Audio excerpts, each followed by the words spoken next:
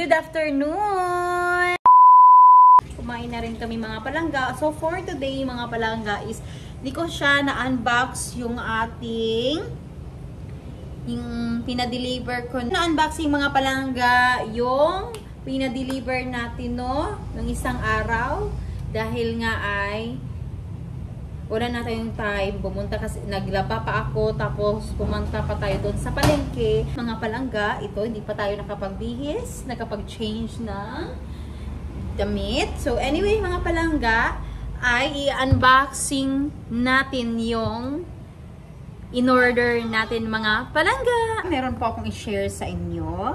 Mag-share lang ako kundi sa inyo yung mga natutunan natin na word. So, yung word nga pala namin is all about fervent prayer is powerful and effective.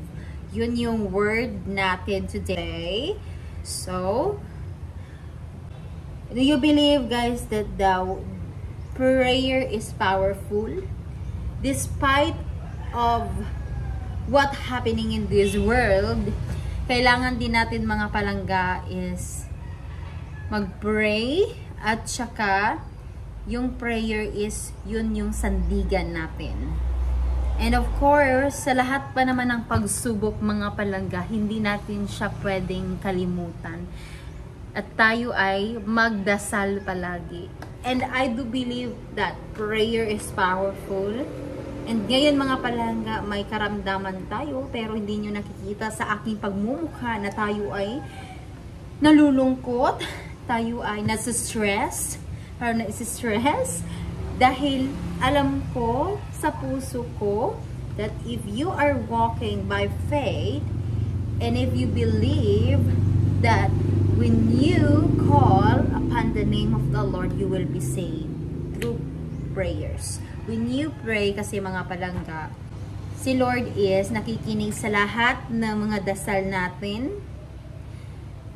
At kung tayo ay nasa stress na, hindi na natin alam kung ano ang gagawin natin. Unang-una is lalapit talaga tayo kay Lord. Pangalawa is always just seek His presence. And third is rely on His word. And of course, mga palangga, God is deserving to be praised, of course. Lalapit tayo kay Lord, not just in my disaster, mayroong mga problema, o ano bang pinagdaanan nyo sa buhay. Kailangan natin in rejoicing, masaya tayo, kahit wala tayong pinagdadaanan, o wala tayong sakit, kailangan pa rin natin na lumapit kay Lord. Kasi yung tao, mga palangga, is dyan na lalapit kay Lord pag mayroon ng karamdaman, may sakit na, pag may earthquake na, yun, pag may baha, or kung ano pang disaster na yung nangyayari sa atin ngayon, no? Is, yun yung mga natutunan natin na pag wala ang mga disaster sa buhay natin, tayo lalapit kay Lord. Most of it is hindi talaga lalapit yung isang tao pag walang disaster na parang walang disaster na nangyayari sa world natin. Kasi they are depending on their strength, they are depending on their own selves, they're depending on their money, but they forgot to thank the Lord, that who is the source of everything, which is the Lord. Kasi si Lord, sa lahat na nangyayari sa mundo is, God is reminding us na kahit anong busy natin, we still have to pray, humble yourselves to the Lord. So, mga palangga, and we can do nothing without the Lord, of course. So, yung mga lesson, ano ba? I-share ko lang to sa inyo dahil I just want you to share and I don't want you to get bored on watching on my video without learning in this video. So, before that we unbox yung in-order ko, before that we unbox this, And I did not even see it also because, of course, we're unboxing. So I just want to learn, and I want you to learn also why we are here in this earth and why we're still alive, because God has a reason and God has a purpose in our lives, of course, by sharing His word. And God gave each of one of us has an authority. God is given us a boldness. Of course, we ask the Lord for boldness so that we can share to the other people His love, His word. And God is a forgiving God. Of course, we have a lot of struggles in life. We have a lot of problems in life. But this kind of problems that we encounter every day is God is not giving this problem without a reason. And God is not giving this problem without the solution, of course. Because binigyan tayo ni Lord ng mga problema na masusolusyonan natin. Of course, andyan si Lord para tumulong sa atin na masulbad lahat ng mga problema natin. And of course, we have also, that's why we have to pray fervently. So that's what's the reason that why we're still alive, because God has a purpose in our life. God wants us to share the word, God wants us to inspire other people through His love. And do not doubt on prayer. Of course, we don't need to doubt on prayer, because those people who are doubting on her or his prayer, of course, you are doubting on the Lord. We are not still praying, but the Lord knows what we prayed. And the Lord also knows what we need and what we ask for on Him. So, hindi pa tayo nag-pray mga palangga. Alam na ni Lord lahat. Alam na ni Lord kung anong i-pray natin, ano yung kailangan natin, at alam din ni Lord kung anong isasagot niya. And all we need to do is to wait. I-wait lang natin yung pinag-pray natin. Yung we need to do is to wait the answer from the Lord. But tayo kasi mga palangga, pag wala tayong patience sa ating mga pinagdasal mga palangga, of course, God is not too late. God is not in hurry, but God is on time. And all we need to do is, when you pray, we have faith also mga palangga. Pray, there's faith. When there's faith, of course, there's actions. Kasi pag magdasal tayo, may hiningi tayo ni Lord, of course, meron din tayong actions, diba? May gagawin din tayo. So, mga palangga, as God said in Jeremiah 33:3, "Call unto me, and I will answer you. I will tell you the wonderful and marvelous things you know nothing about."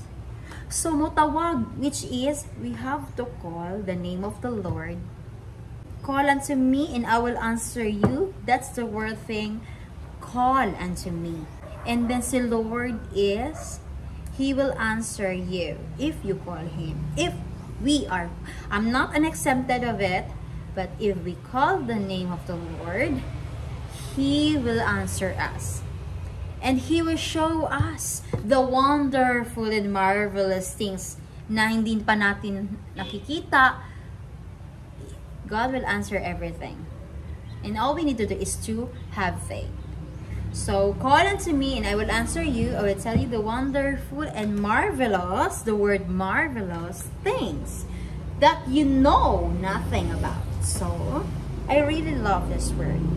And of course, guys, that every time that you call upon the name of the Lord, and He will answer us, and He will give everything to us what we prayed. And of course, we're not just in a hurry, because God is answering on time. If we have faith, believe, and even me mga palangga, and I do believe that si Lord, He will answer my prayers. And I do believe mga palangga that And I thank the Lord for everything. Because I do believe that if we thank the Lord, blessed are those heart of the people na palaging nagpapasalamat kay Lord. Kasi si Lord yung nagbi-bless. Because do you believe that God is 24 hours? 24/7, God is listening to our prayers. You can call to the Lord anytime. You know what? That prayer, through our prayers, ano yung pinagdadaanan natin sa buhay mga palangga, always believe that God will answer you. God, nakikinig talaga si Lord sa lahat ng mga dasal natin. And si Lord din is naging tapat. Tapat si Lord sa lahat man ng bagay. Tapat si Lord sa atin. And of course, that prayer is the only means of communication. That every time that we pray, the Lord is listening. Always remember that prayer is powerful and the only means of communication to God. So, pasalamati, always be thankful to the Lord because the joy of the Lord is our strength. And yun ang mga palangga, sana ay marami kayong natutunan sa ating short na message day. So, ayan mga palangga, mag-unboxing na tayo mga palangga. Ano ba to? Girl, ano ba to? Ha? Boom! Ano ba ito mga palangga? Ang bigat naman ito. Ang bigat. So shine! Ang bigat naman ito mga Ang bigat naman ito mga palangga. Uy! Ano ta ka video ani uy? Let's unboxing! Sana ay klaro niyo ako. Sana hindi naman siya dark. So, ito na mga palangga. I-unboxing na natin itong mga palangga, no? Ay. Ayan na. Saan ba ako magsimula dito? Ayan, sa gitna tayo magsisimula. Ayan, ikakat lang natin to. Wow!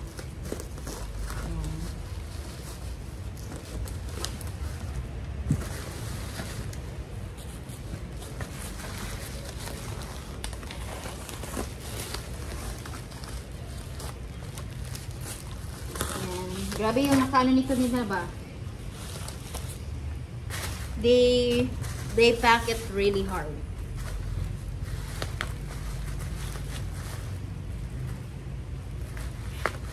Ayan. Ano nangyari here? So dark. Hindi na siya dark. Hindi na siguro dark. Masyadong klaro na bang aking mukha? So, ayan na. Na-open ko na siya. Wow! Ito pala yung handle niya mga palanggo. Oh, wow!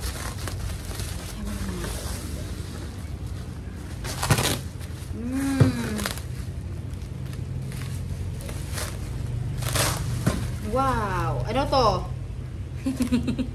Para tayong merong ano ba? This is a stick. Something stick. Parang handle. Ito pala yung in-order namin mga palangga. Ito yung fruit picker. Pero ito yung package sa loob. Pagkakita ko sa inyo. Pero di pa kasi lahat ito.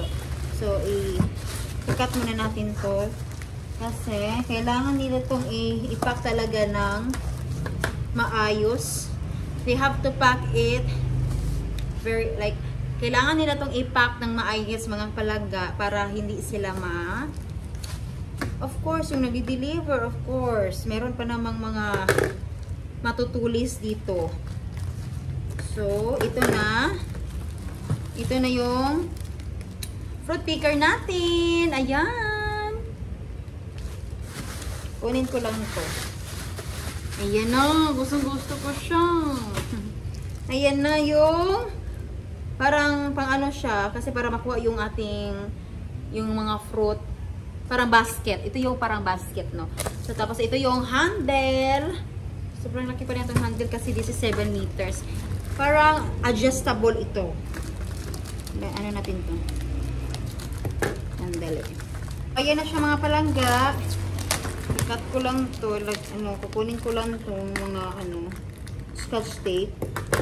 Gusto ko yung pagka-repack nila dahil nga ay grabe, daming scotch tape. So, buti na lang at napakatibay ng nila, ng pagkakapack. Kasi pag hindi ito nila napack ng maayos, of course naman, parang dami kasi matutulis dito. So, ito na yung basket. Wow, gustong-gusto ko siya. Ayan! Ito na siyang basket mga palangga. Napaka-smart naman ito. So, ito na siya mga palangga. So, pag kukuha tayo, example, meron tayong mag-harvest tayo ng mangga. So, ito yung gagamitin natin, yung basket natin. Ayan. So, this is good. Tapos, yung isa, sandali. I like this. Tapos, ito, lagay ko muna to dito. Tapos, ito na naman yung natin. Yung ikakat.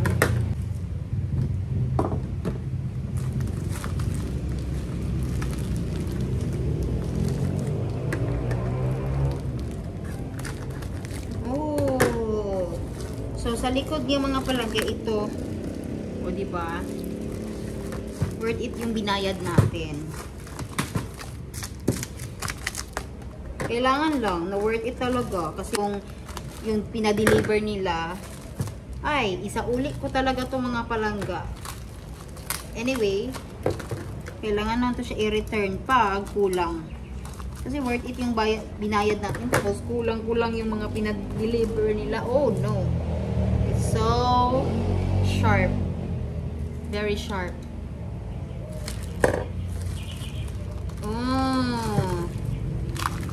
So dalawa na yung unbox natin ito. Tapos anong tawag dito what we call this one? Basta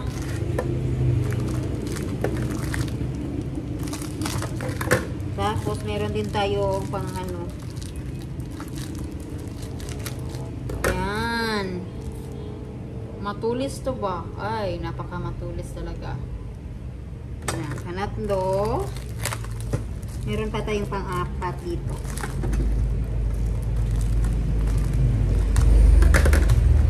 Tamat-tamat lang yun. Very good naman yung nag-repack nito. Ayan. Pang-apat natin. Wow. Anong nangyari dito? Oh, look at that.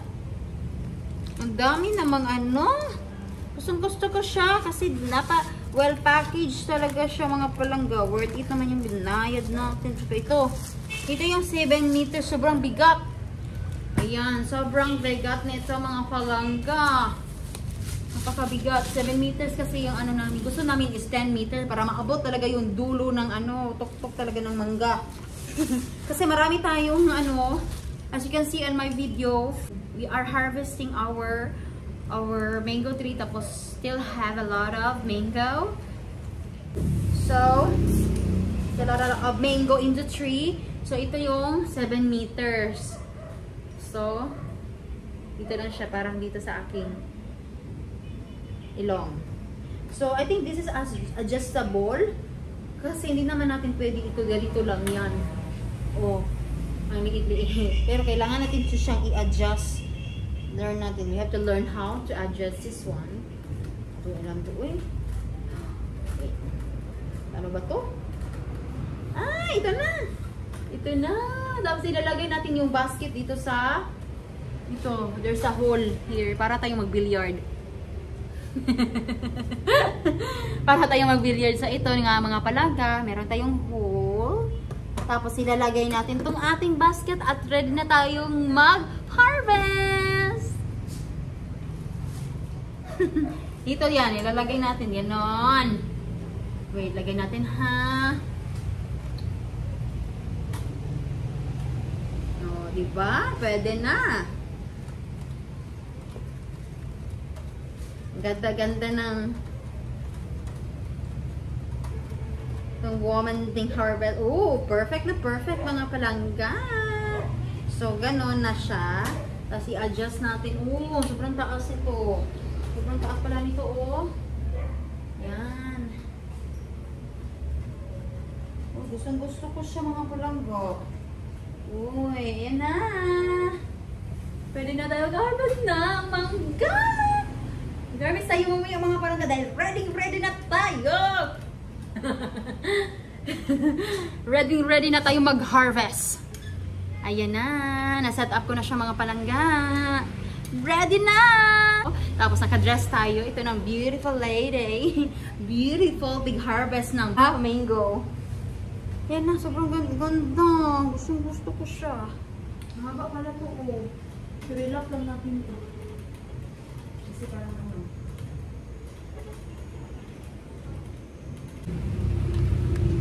Napakahaba ng ano natin mga palangga. Yung ating fruit picker. Napakasulit niya, oh. Stainless. Stainless pala ito mga palangga.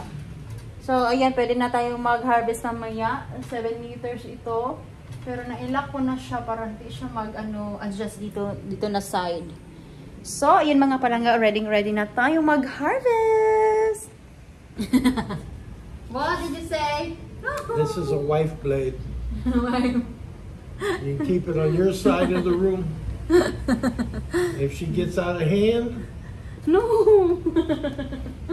Tapos what is that? What do you call that one? That's to cut limbs.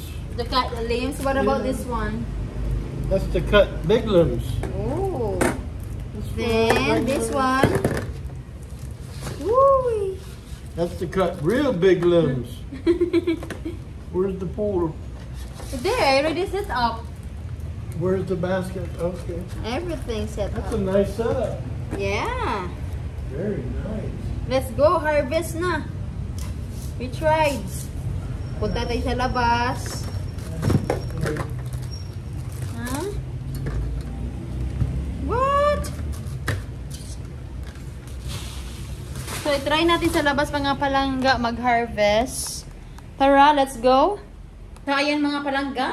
Nakabihis na tayo. Kailangan natin magbihis mga palangga kasi napakainit na, no? So, ready na tayong mag-harvest. Harvest time. Do, punta na tayo sa labas. Nandito na tayo sa labas. May nahulog. Napakalaki. Napakalaking mangga. Wow. Daming lamok. Yung mga palangga, mga mangga. Ayan na yung yung mangga. Sobrang napakasayang mga palangga kasi nga ay na siya, nahulog na kinain ng mga langgam.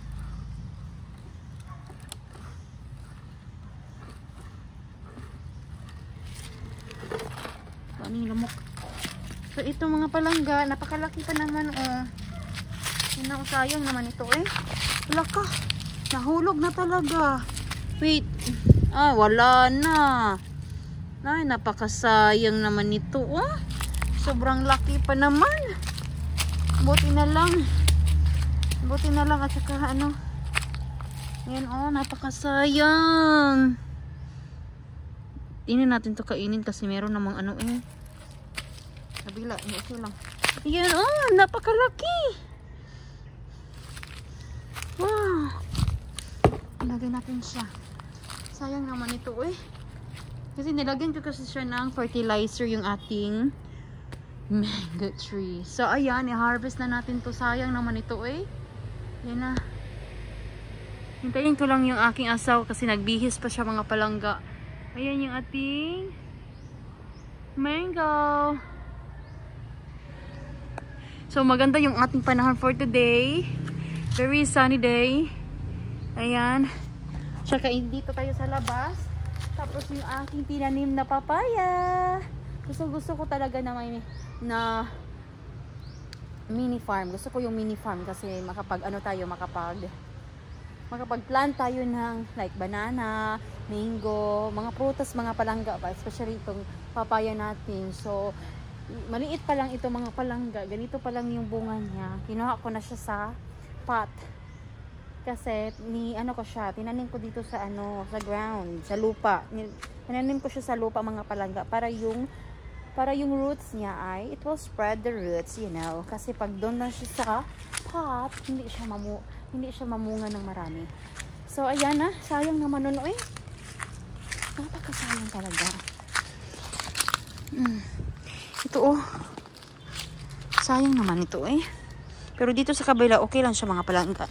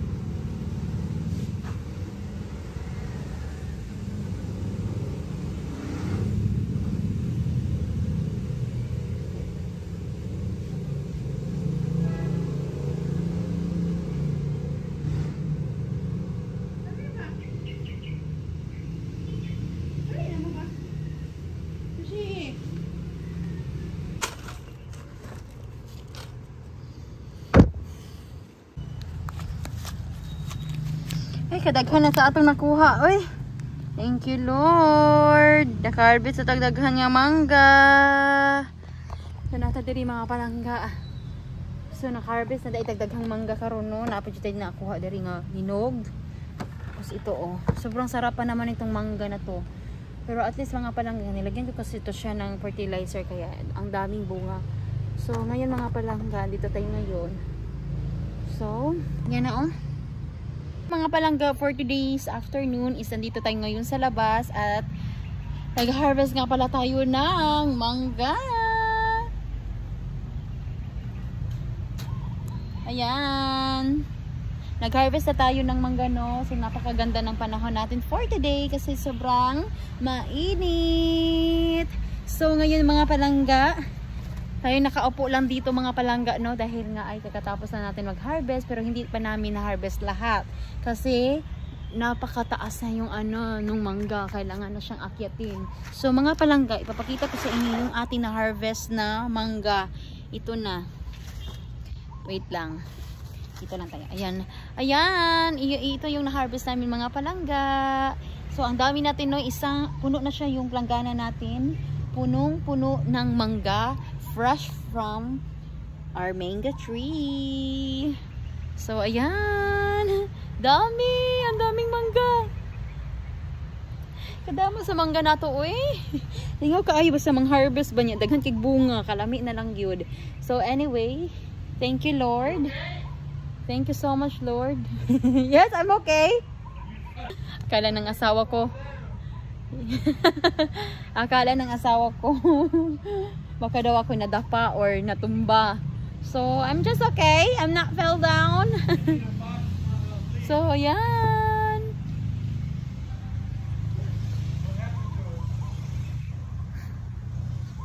I'm resting now. I'm resting.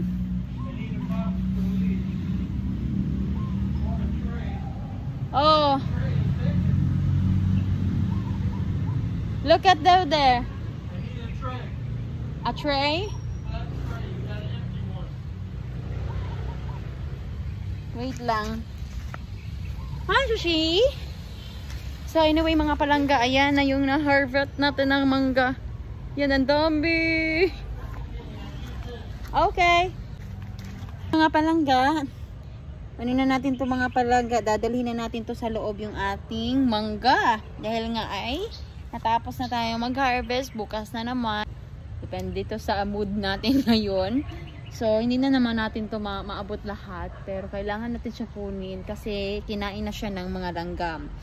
So, anyway, mga palangga, samahan nyo ako.